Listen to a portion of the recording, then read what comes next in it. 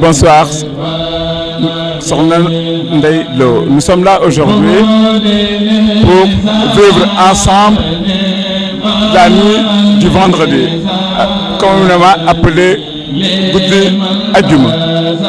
Aujourd'hui, qu'est-ce que vous pouvez nous dire par rapport à cette nuit que nous vivons ici?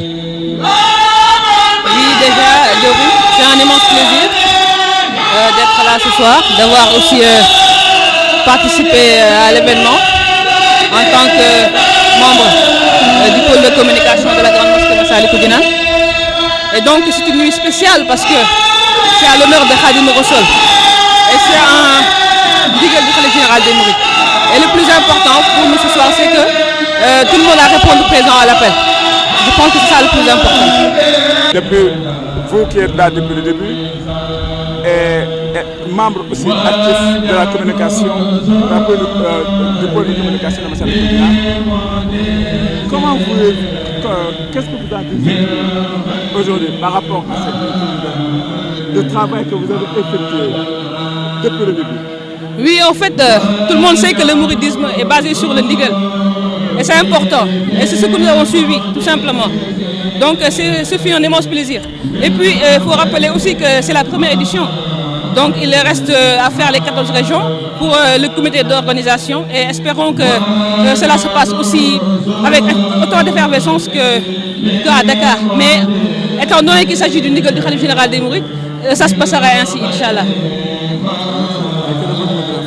Dire Alhamdulillah et rappeler que c'est une nuit de prière, de dévotion. Et le plus important, c'est de se retrouver avec son créateur. Et cette nuit est à l'honneur de Khadim Rassoul. Et il faut préciser que nous allons bientôt entrer dans les festivités des centenaires de Serigne Touba. Et donc c'est important.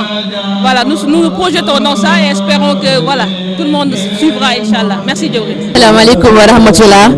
maa ngi ziar ñëpp di nuyu ñëpp di ñaanal sëñ Mountakha Mbacké mu yàgg fi lool te ànd ak wér noonu laa koy ñaanee xalif général day Baye Fall ñoom ñëpp di yàgg fi te ànd ak wér tey jàngat bi ma ci am mooy ànd cee mbégte rek te xam ni lii moom suñu njëriñ tey ak ëllëg la moo ci nekk ndax lu mel ni comme guddi àjjuma ñu woote ko fii pour ñu ñëw màggal bés bi donc ñëpp ñëw teewee ko loolu moom tawfeex rek laa si gis ak suñu njëriñ tey ak ëllëg. xamante ne mooy liggéey waa culturel aussi si bés bi mooy ñëw fii jël limu kaamil yi la xamante ne jàng nañ ko ci kaamil lim bi ak xasida yi bu ci nekk ku ci nekk nombre de xasida bu ñuy jàng ak xasida bu ñu nekk rek dañ koy bind lim bi bu ko defee après ñu jébbal ko mu nekk liggéey bu xamante ne bu tawfeexe la ñu koy sante bu baax sëñ bi bu baax di ñaan mu gën a yokk rek incha allah. asalaamaaleykum wa rahmatullah.